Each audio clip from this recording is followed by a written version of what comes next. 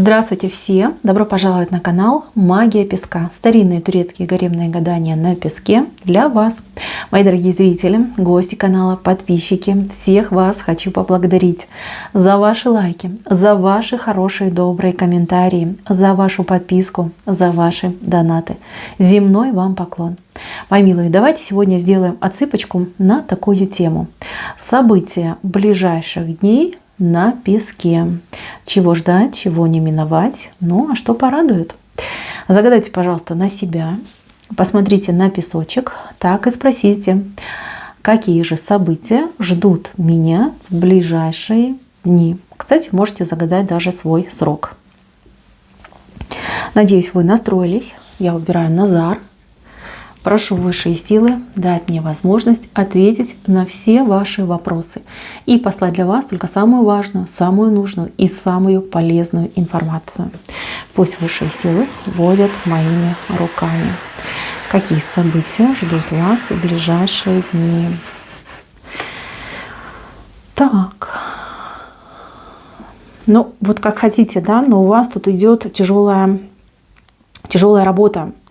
Работа над ошибками, либо своими, либо чужими. То есть, смотрите, у вас в голове прям целый ворох каких-то нерешенных вопросов, нерешенных дел. Я, честно, не могу сказать, то ли это ваше, то ли чужое. Но вы, даже если это чужое, воспринимаете как свое. То есть вы человек такой, вы не бросаете близких в беде.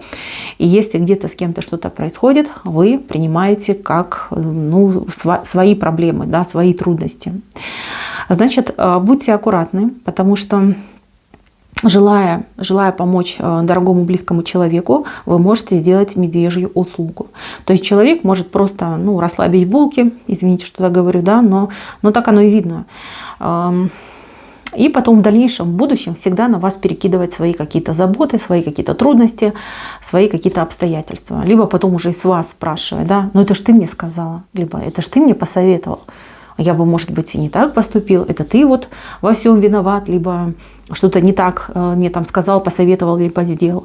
Здесь нужно быть немножечко поаккуратней. Идеями вы можете помогать, подсказки можете давать, но так, чтобы брать на себя ответственность за решение чужих вопросов, либо чужих дел, вот это не стоит делать. Либо, в принципе, знаете, как табу. Нельзя.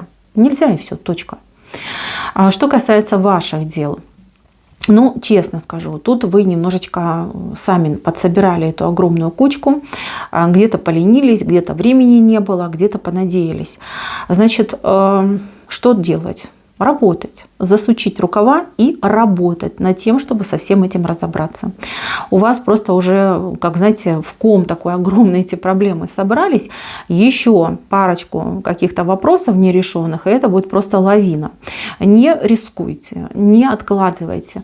У вас идут очень хорошие дни, с очень хорошей такой энергетикой, такие наполненные дни, когда вам будут даны силы, когда у вас будут возможности, когда ваш ум как никогда будет четко и ясно работать. Здесь постарайтесь как можно больше всего сделать, порешать, урегулировать. Это очень важно для вашего будущего. У вас начинается впереди вот какой-то коридор, я не знаю, коридор перемен, либо новая какая-то дорога многообещающая. Там будет очень интересно. Там потребуется просто 100% вашего внимания и вашей активности. Поэтому, чтобы вам вот эти ваши хвосты не мешали, постарайтесь их все развязать, порешать, да, и отбросить, грубо говоря. Это очень важно. Важно будет сделать. Здесь ничего там сложного, глобального, там катастрофичного нет.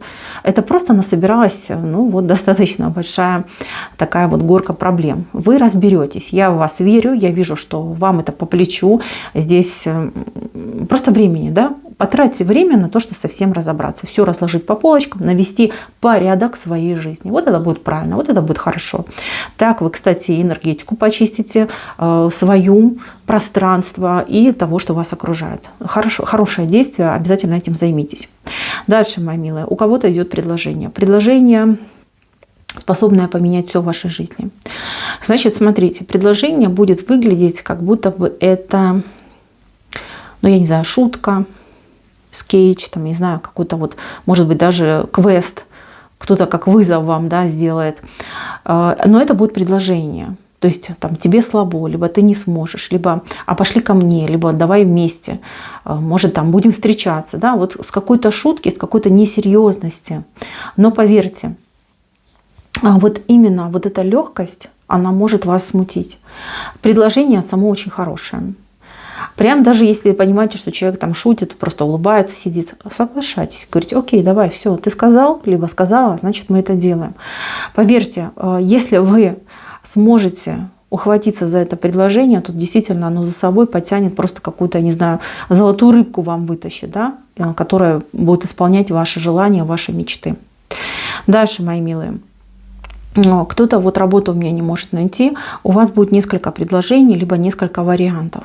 Одно какое-то, не знаю, вот я не могу четко сказать, я вижу, что одно либо ближе, либо дальше, да, но скорее всего ближе, а второе более как увесистее, что ли, не знаю, более какое-то серьезное, либо фундаментальное. Значит, два предложения. Выбирайте то, что дальше.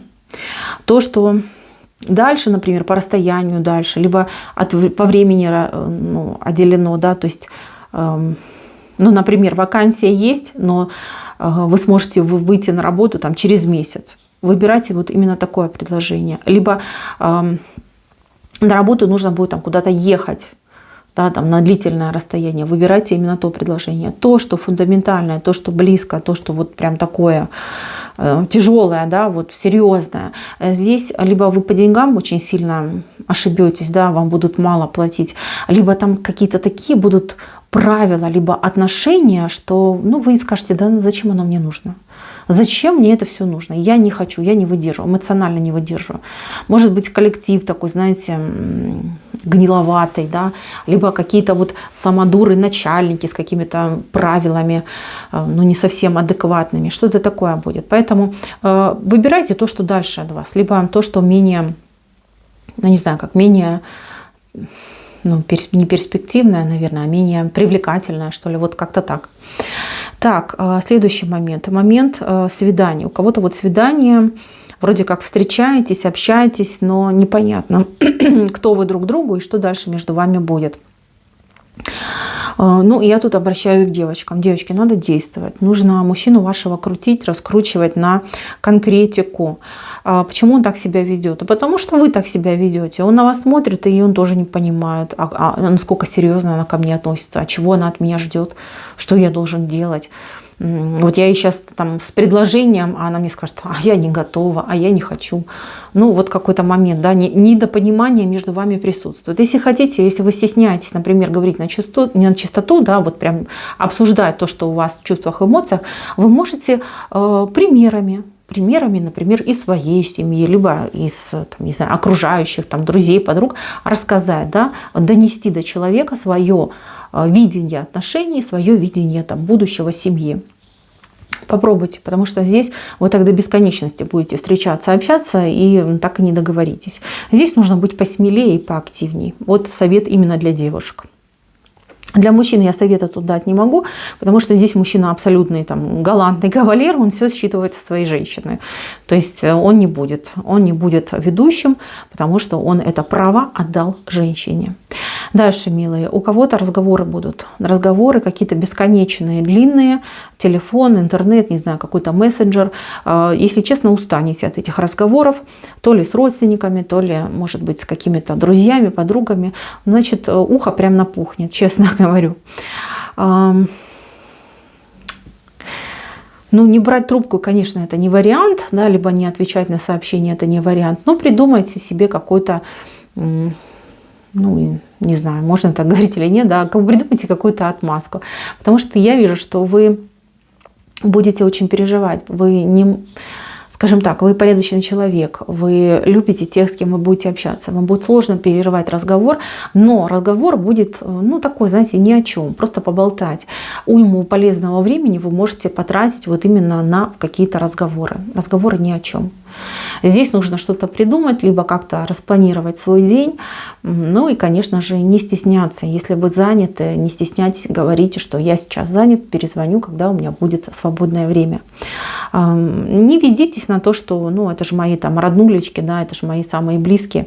Не надо, потому что Если вы человеку скажете, как обстоят ваши дела, ну, конечно же, человек скажет: господи, да ничего страшного, поговорим попозже, иди занимайся своими делами, иди решай свои вопросы.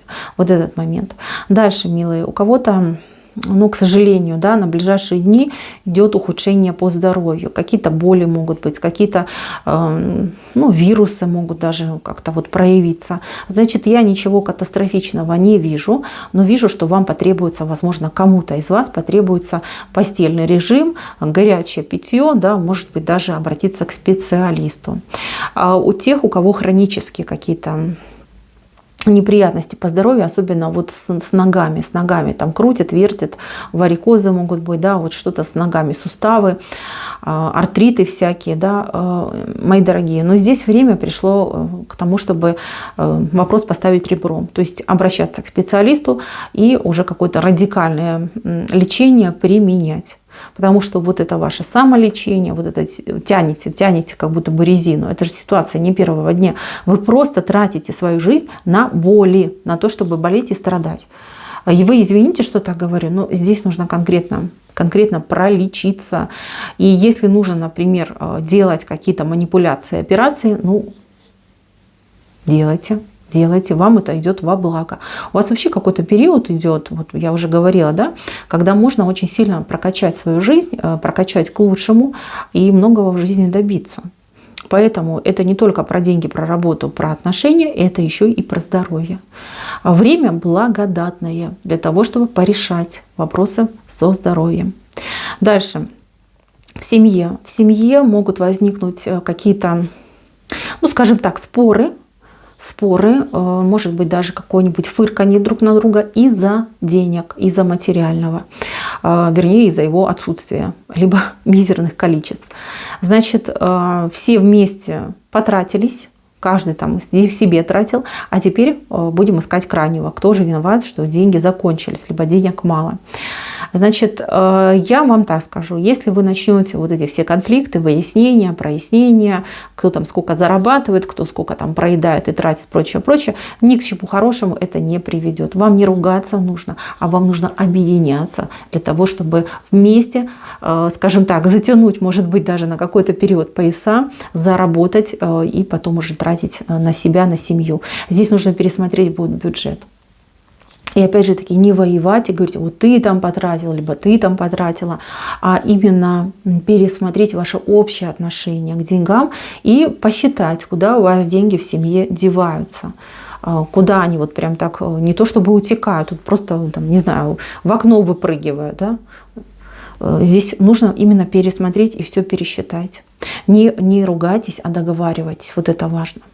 Дальше. Еще важный момент касается поездки. Вот я вижу две поездки, которые, ну, достаточно такие серьезные, вот касаются дел, либо, может быть, визитов каких-то важных. Здесь эти поездки, их нельзя отменить, их нельзя перенести, они должны обязательно состояться.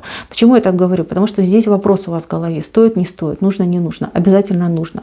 Что касается, например, каких-то коротких поездок, там, либо там пойти там на шопинг, поехать, там, в торговый центр, может быть, погулять, либо просто куда-то погулять, здесь можно пересматривать, здесь можно корректировать. Но все, что касается работы, дел, каких-то бизнес-встреч, может быть, даже поездок к родным и близким, то есть это все должно быть. Здесь менять нельзя, потому что там что-то случится очень хорошее, очень положительное, очень доброе для вас, мои дорогие. Так, мои милые, на этом у меня все. Спасибо всем за внимание. Всем пока-пока.